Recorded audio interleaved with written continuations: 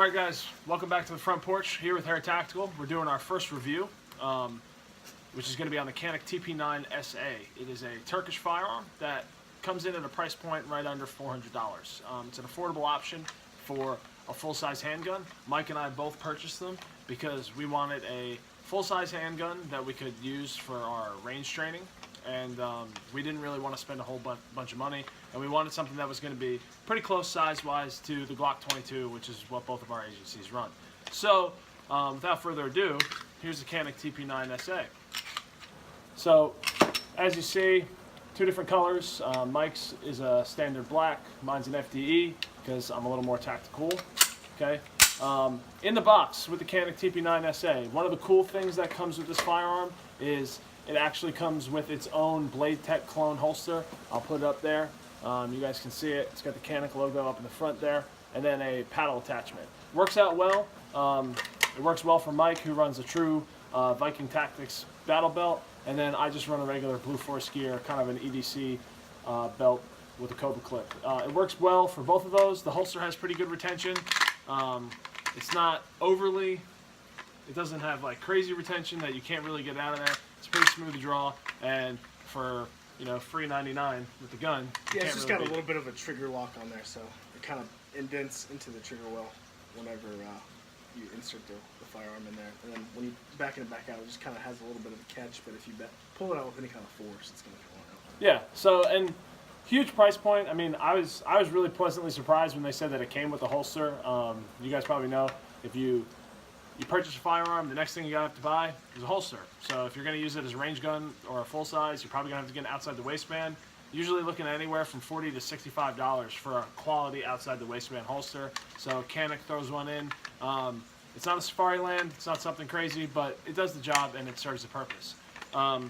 So outside of that, Canik is distributed in the United States by Century Arms, pretty recognized company. They do a good job. Magazines, it comes with two double stack 18 round mags. Okay, I'll show those up to the camera a little bit here. Okay, they're made in Italy. First thing I noticed about the magazines was that it actually has a lot of play, and it didn't really crush your fingers to try and load them all the way up to full capacity like other mags. So that was really nice. And really, that's about all that you get in the box. You get the standard stuff like a trigger lock and a bore brush that comes with the Canik, and that's basically what you're getting for $400. Yeah. So, and an external, another back strap, which we'll show you later on in the video. We'll get to that in a minute in terms of what we did to our personal Caniks, but it does have an interchangeable back strap. And yeah, so Mike's going to take it away for a little bit more of a technical review while I grab the box. All right, guys, so the first thing I noticed whenever I picked up the firearm is just how balanced it was in my hand. It feels like a full-size weapon.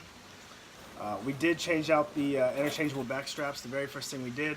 This one, you'll notice, has a little bit more of an angle to it, so it fits better in the palm of your hand, rather than the more flat grip that came. Here you go. The flatter grip that came on it, standard. We didn't really like it. Didn't really seat well in our hand. It does come with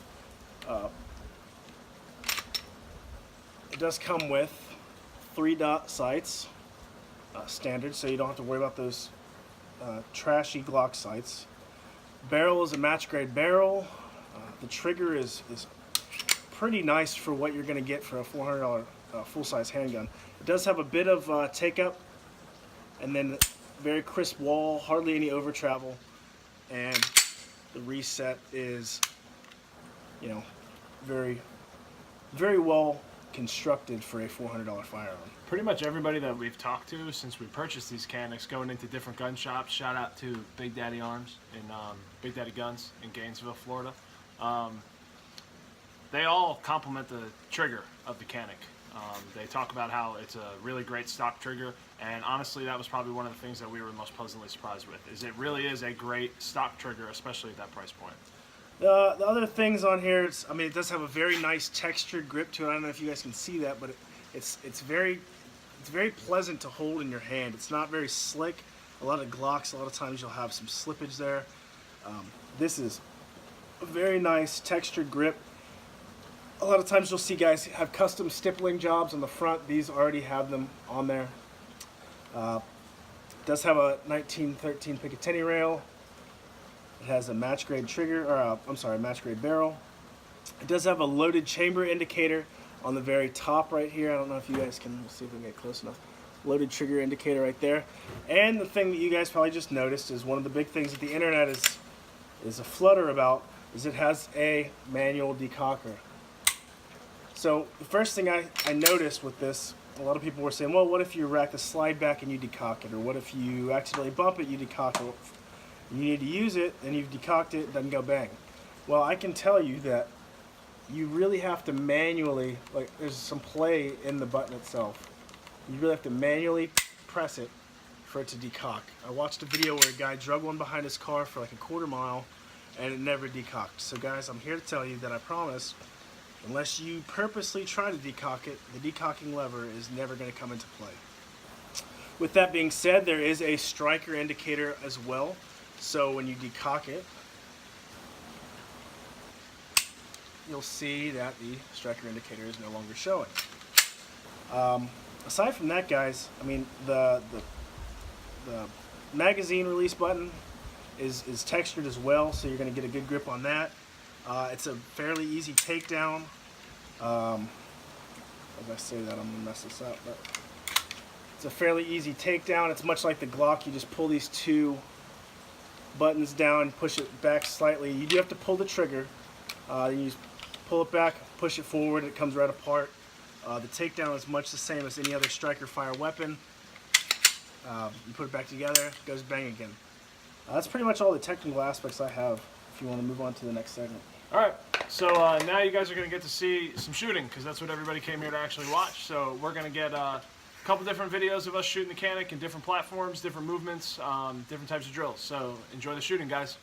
Gun.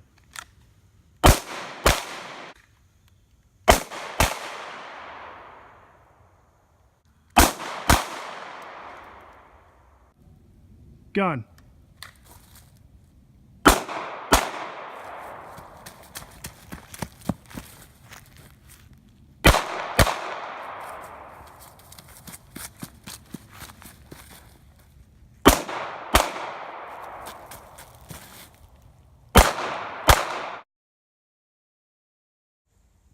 Alright, what's up guys? Just finished shooting the Canik TP9SA. We ran it through the Hair Tactical Pistol Qualification course. It's very similar to a law enforcement qualification course. We will do a video to explain how we do test our products and how we measure our skills here.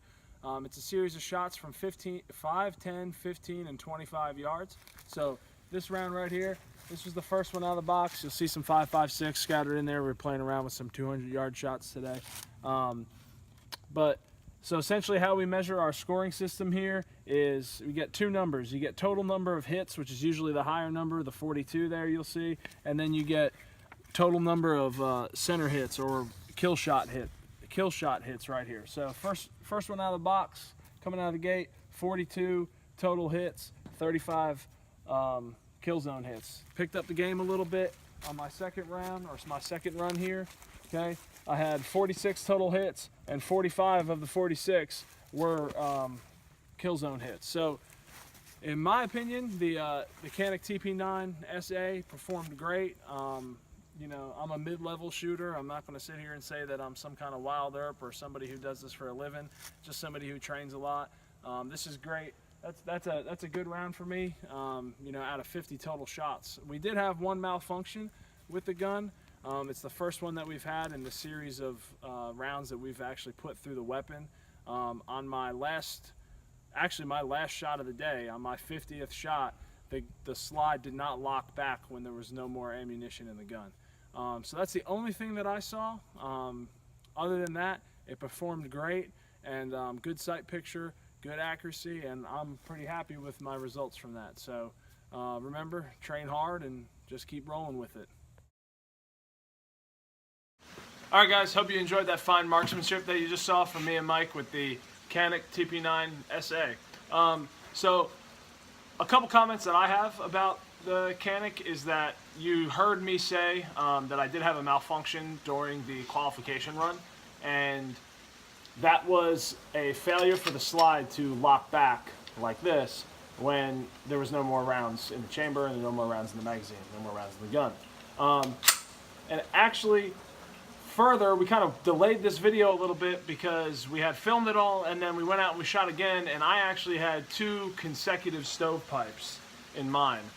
For those of you that don't know what a stovepipe is, the casing got ejected and kind of got caught right in here in the chamber well, and I had to actually manually go in and take it out. What's interesting to note about that is all those malfunctions happened when we were shooting brass ammunition. Went and bought these cheap steel rounds, these, what are they, Winchester USA forged steel rounds, 115 grain, and they shot fine. We probably put a couple of hundred through there on both weapons, and we had 0 malfunctions with those. But we did have those with the brass casing, so that's just something, you know. Yeah, it was pretty interesting. What I will say is that after those 2 stovepipes, we probably shot another 75 to 150 rounds through this that day, and I didn't have any other malfunctions. So, could have been the ammunition. I didn't really have that with the gun. I am noticing that it does sometimes fail to lock back. That happened again today, even with the steel ammo. So that's one thing to kind of knock on the Canik, is that maybe there's just something going on in terms of with the slide locking back. But if I had to say, guys, I would say highly recommend the Canik TP9SA. If you're in the market for a full-size handgun and you don't want to spend the ridiculous amounts of money, like $500 or $600 for something, and you're looking for something a little more affordable, I've seen these go for as low as $350 on the internet. Obviously, you have to pay your FFL fees in whatever state you live in. But with that said, huge recommendation for the Canik TP9SA, and I really don't have anything bad to say about it. No, I don't either.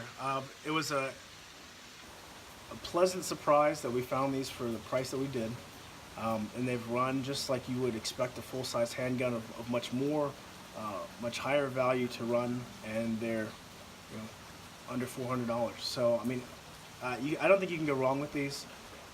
We have had a few malfunctions, but you may get a Glock that has malfunctions. I mean, lots of firearms are not every firearm made by the same person is designed the same. They all act differently. I have had 0 malfunctions with this thing. I've run the same amount of ammunition. My slide locks back every time I run dry. I don't have any failure to feeds. I don't have any malfunctions whatsoever.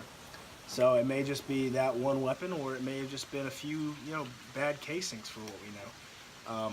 But as far as I can tell so far, these weapons are well worth the value. That's pretty much all I got, guys. Honestly, I'll say this, and kind of in closing for you guys, the trigger alone is a selling point for me. Yeah. The trigger is really crisp. It's a great trigger. Canik really did a good job. Look into Canik, guys, because there's other options out there too. They run their TP9SF, TP9SF Elite. They have a lot of other options out there. The price point does go up from the TP9SA, but they all do come with the same things that were included in our box in terms of a holster and mags and all that kind of stuff. So take a look into Canik. If you're looking for a full-size weapon, definitely something I would recommend, and we're going to continue to shoot them here at Hair Tactical. So with that said, guys, remember, train smart, Hair Tactical out. Like and subscribe.